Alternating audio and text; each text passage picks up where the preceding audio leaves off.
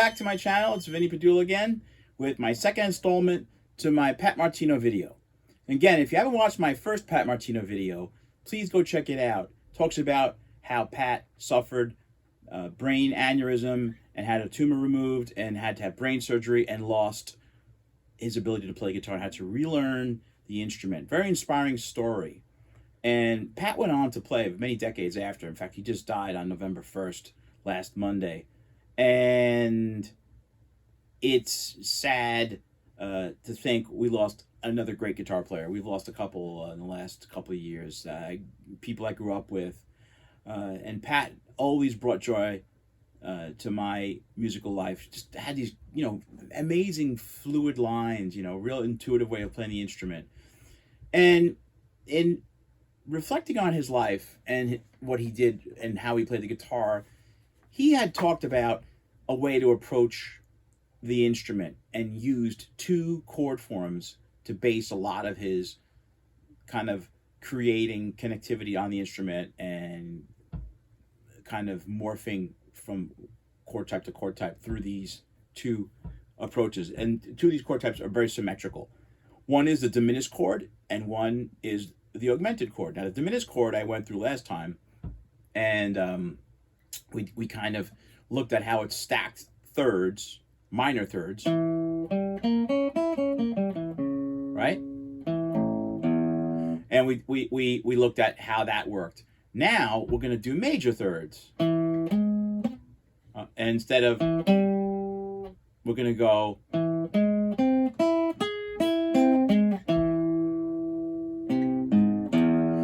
So major thirds are just two whole steps apart. And on the guitar, a fret is a half step, two frets is a whole step. So that's a whole step. A major third is a whole step. So there's our major thirds. So now, just like the diminished chord was so easily transformed into dominance and half diminished, like I mentioned in my last video, now we're going to see how the augmented triad can be transformed into major and minor triads. So we're going to look at, first we're going to look at the major triad. So all I have to do is lower any of the pitches in the augmented triad.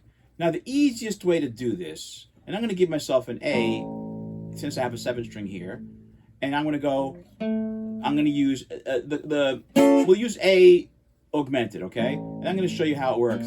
It's very symmetrical. So, if I do it here on 3, 2, 1, A augmented, because of the major third in between G and B, is very compact. It's 2, 2, 1, right? But now, if I want to invert that, of course, I can go up the fretboard and go 2 whole step, major third up. So now, instead of having the A in the bass, I have the C sharp in the bass. And if I go up a major third again, now I have the F in the bass. And if I go up again, and I'm back to A augmented, right? So it goes up the board 3 times before it repeats. 2, 3, and we're back. But now if I go across the board, this is 3, 2, 1. Now 4, 3, 2 is just 2 frets apart. It's just 3, 2, 2, right? With the fretting. Now 5, 4, 3, we have 4, 3, 2, and then 6, 5, 4, we have 5, 4, 3. Okay, those are all the different kinds of augmented triads across the guitar. But now let's just find the middle here on the 7th fret of the D string, 4, 3, 2. So we have a diminished triad, right? The easiest way to look at this, because, I'm sorry, I said diminished, I misspoke. I meant to say augmented triad. Just quickly correct myself there.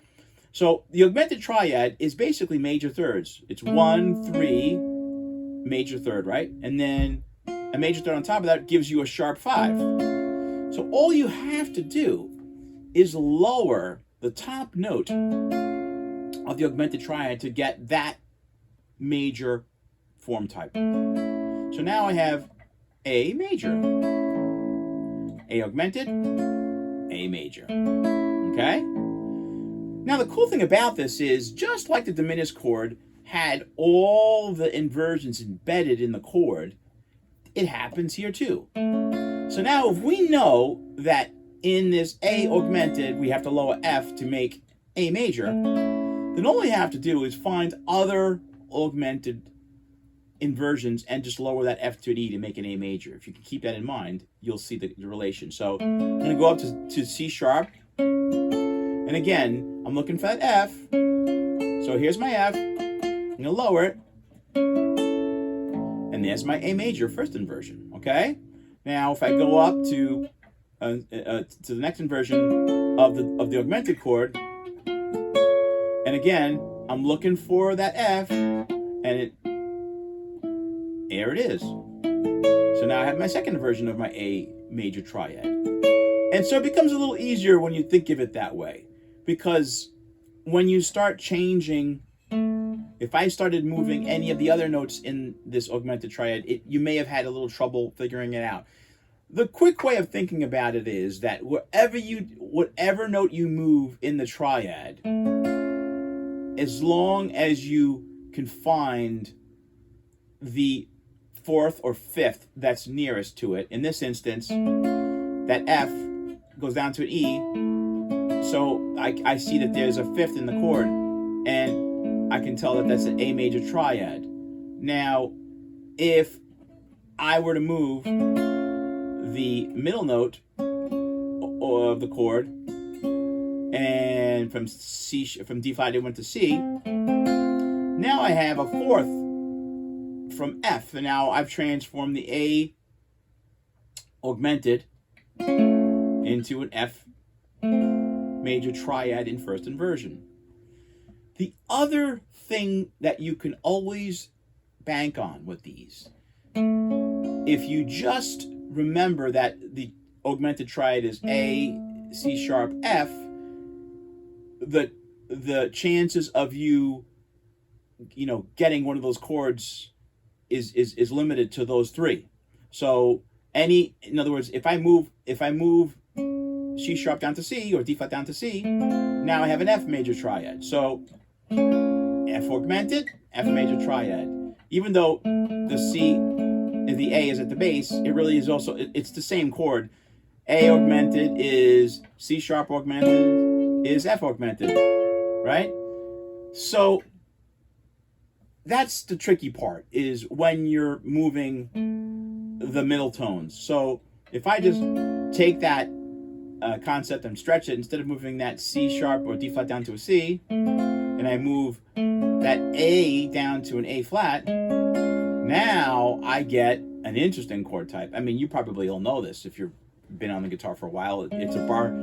It's a major triad shape that we all know, and that is our D flat major triad, or C sharp, however you want to look at it. And again, like I said, if we just look at our triad, we have three notes: A, C sharp, and F. So C sharp is one of the possibilities, and we lower the note, and usually if it's a fourth or a fifth, either above or below, depending on how the inversion is working, that's how we get our chord. And so if you think about all these here, I can take you up the board, whatever it is, just like I did on diminished chord. Just remember, we lowered A to A flat. So we want to see all our D flat major inversions. Well, all you do is do that. Go to the next one. So it would be, now this one's easy because D flat's in the root, so that we know. We just lower the top note, right? Which happens, in this instance, that's our A. We're looking to lower our A's. So as long as you know where our A's are, there it is. So then we go to the next one. We're going to lower our A, and there's our first inversion. So when you're getting into inversions, it's a little tricky, but it's good to know that you can take a chord and quickly transform it. I'll do another, I'll just quickly do them in the same position all across the board here on the 5th fret, just to give us different shapes to look at. So let's just start from 6, 6, 5, right? D flat, F, A. So if I lower the D flat, I get F major. So we went from either F augmented or to F major, or if you want to look at it as D flat augmented to F major in second inversion. If I lower the F to an E, there's my A in first inversion. So it's either a C sharp augmented to an A first inversion, or you could look at it as a C sharp A augmented to an A major. However, it's all interchangeable. That's the beauty of this. Last form here, I'm going to lower that A, and there's my D flat major. So D flat augmented to D flat major is probably how you want to look at it. Let's quickly go through here on the 5th string root. So here's my F. So if I lower the F to an E, is my A in second inversion, A major. If I lower my A to A flat, it's my D flat major triad in first inversion. And if I lower my C sharp to a C, or D flat to a C, there's my F major triad. Okay? And here's our last 6, 5, 4. So if I lower that D flat, there's my F in second inversion. If I lower my F here to E, there's my A in first inversion. And finally, last but not least, lower that A to A flat, there's my D flat in root position. So there you go. That's the first part of this. Thanks for sticking with me. Let's attack the second part of this. Now, let's raise a note. And here's the beauty of this, that when we raise the note, it becomes the relative minor of the major chord that we transformed by lowering that same note. So let's go 5th fret, 7th fret here, our A augmented, right? So if I lower, let's just take, for the sake of simplicity, if I take that A and lower it to A flat, we said, man, I have D flat major, right? Okay, here's where the fun starts, folks. So now, if I have D flat major, if I raise that A, and for the sake of relative minor, thinking of it in flats, we're going to go to B flat, A to B flat. There's my B flat minor triad. So A augmented, or if you want to look at it interestingly, if you want to look at it as D flat augmented, because it's an inversion of the same chord. So let's just call it a D flat augmented, just for the sake of seeing how we can transform it. There's my D flat augmented. There's D flat major, and there's D flat minor. B flat minor. I apologize. So by raising the A to a B flat, we get our minor voicing. So now I'm going to go up to the next inversion just to look at some shapes, just to get it around the board and give you a sense of how this works around the fretboard. Because you got to see this and feel this, you know. So we are now going to look for our A, right? It's at the top. So we're going to raise that A to B flat. And now I have my B flat minor triad in first inversion. Now, of course, if I lower that A, I'd have my D flat major triad in root position. But now, so now we're going to take that same chord. We're going to take that A, we're going to bring it up. There you go. It's my B flat minor in second inversion. Or if I lower that A, if I lower that B flat back to an A and take it down, there's my D flat major triad in first inversion. So I know this is, it's confusing when you start thinking about it like this, but I'm trying to tie it all together for you, okay? So that's what happens when you take the first, we drop the first note. Let's drop the second note. So here we go. We're going to drop that D flat to C. Here's my F major, right? We went from F augmented to F major, or A augmented to F major, or D flat augmented to F major. The augmented chords are symmetrical, so it doesn't matter. They're all one and the same. Same phenomenon with the diminished chords. They're 4-note chords, but they repeat. They're interchangeable. There's really no inversion because they're symmetrical. So this is my first inversion of my F major triad. But if I take that D flat and go up to D, now I have a D minor, relative minor of F major. F major, D minor. And there's the augmented in the middle. Isn't that cool? So let's go up to the next form.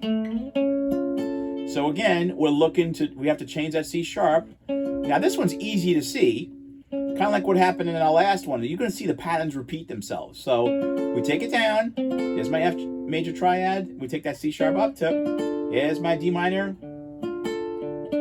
in root position, right? So now we're going to do the same. We're gonna take that, my C sharp is at the top, so to lower it is my F major triad, root position, right?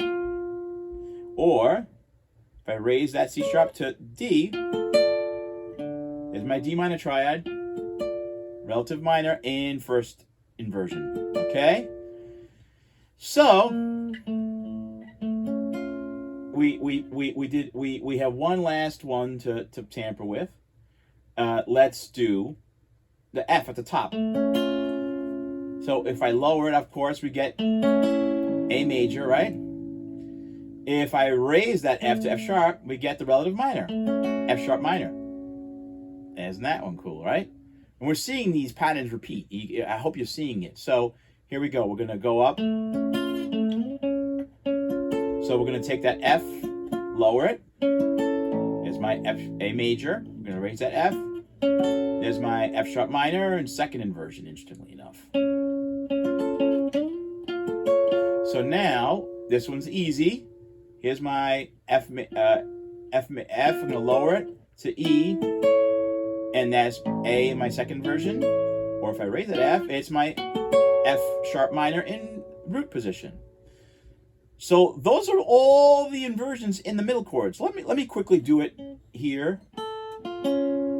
So if I'm just going to go across the board quickly and just show you that, and then we're going to close out because I don't want this video to be too long. So here, if I take 6, 6, 5, C sharp, lower it, F major, raise it, D minor, F, lower it, A major, raise it, F sharp minor. Let's do A. If I lower it, D flat major. If I raise it to B flat minor, there you go. Okay? We did these already, so let's do this one. Let's do F, F, A, C sharp. So again, these are all three of the same chord type, augmented, F augmented, A augmented, or D flat augmented, or C sharp augmented, however you want to look at it. So let's do the first one. F to E gives me my A in second inversion. F to F sharp is F sharp minor in root position.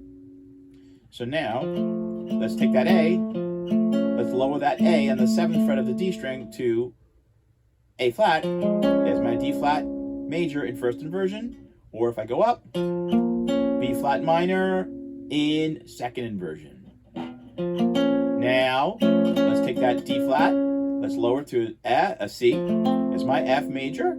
If I raise it, D minor, so F major in root position, D minor in first inversion. Okay, last but not least,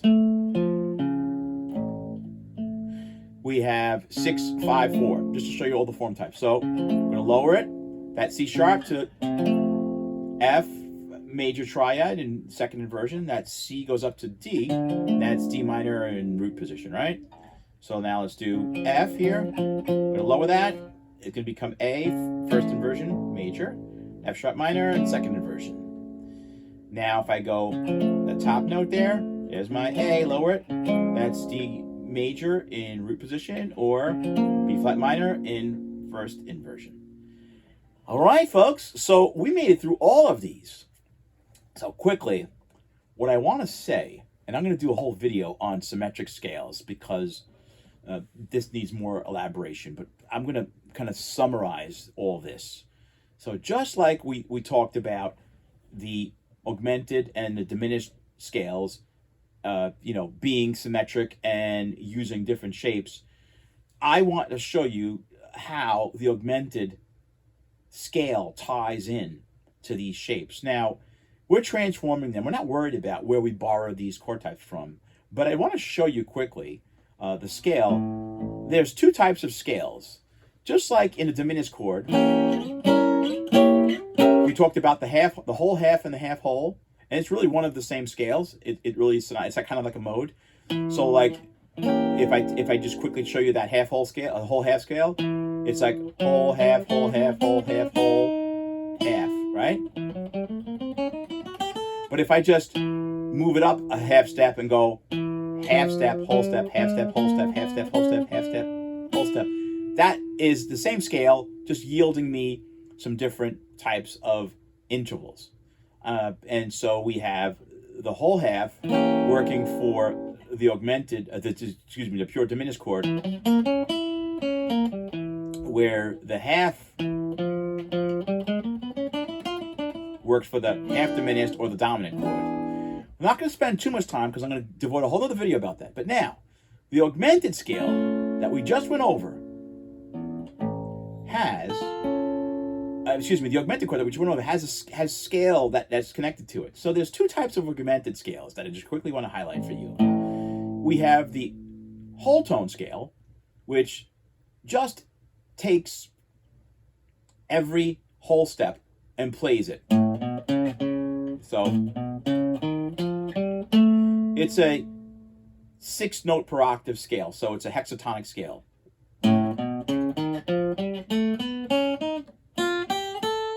It's a cool sound. You can get some cool patterns going. You know? Or you can do like the, you know?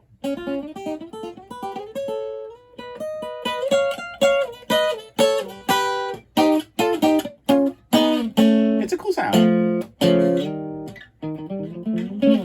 And it works all over the board.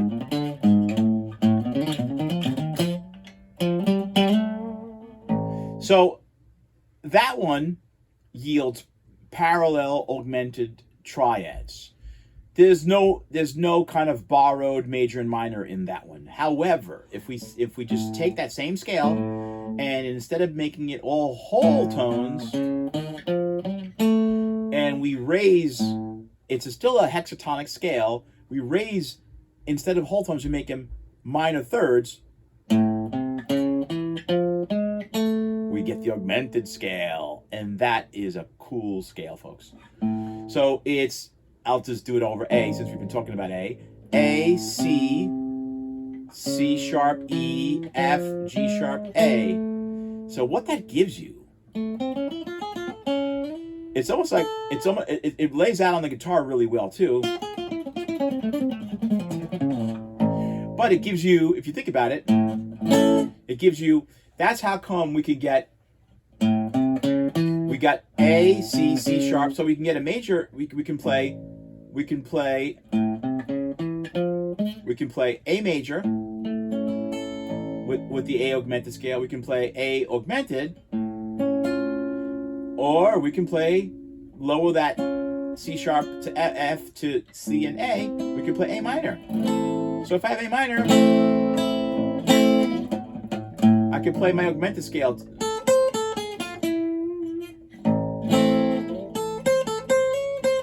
You know, it's got that major third and minor third.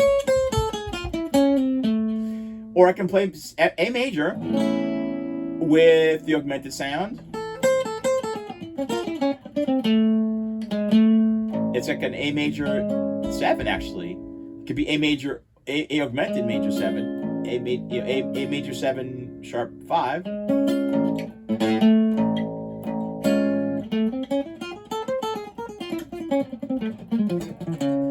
It's a very cool scale. Or A minor.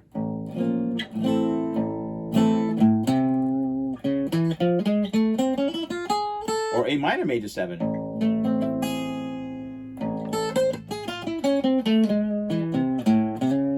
Very cool scale. I have to spend time and go over that for you folks in another video. I'm going to do the symmetric scales. I'm going to talk about half, whole, half, augmented, and whole tone scales.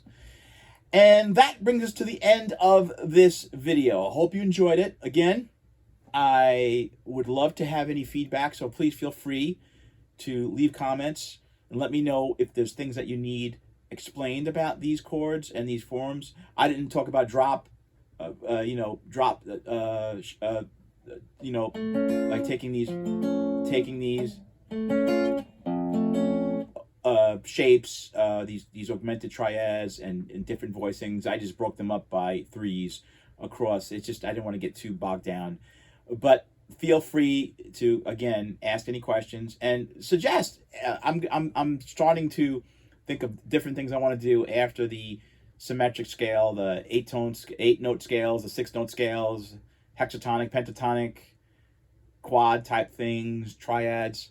I have a whole bunch of things that I'd like to look at. If you have any things that you'd like me to cover, please suggest it in the comments. And please, if you haven't subscribed to the channel, subscribe and like this video. And tell folks that there's a new guitar channel in town, a new guitar slinger sharing his years of studying the instrument, and glad to share what I've gleaned over the years through guys like Pat Martino. I grew up listening to Alan Holdsworth, Frank Ambale, Scott Henderson, and a lot of the old traditional bebop guys, and of course came out of the whole metal thing. So the shredders are part of my background too. Had loved of course Eddie Van Halen, Steve Vai, Randy Rhoads was really a young metalhead and loved Randy Rhoads, and of course loved all the classic rock guys. But jazz is my love as far as playing and expressing myself on this instrument. I always think of everything through the lens of jazz or improvised music with an idiom that's more jazz centric in a sense.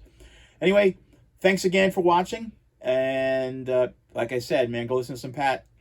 And I might even, if I can attempt it, if I can bring myself to even try to mimic him. I don't know if I even have that in me, but I might think about something else to talk about with Pat. He had some other cool ideas about taking the alphabet and superimposing it on scales. I might consider doing something about that.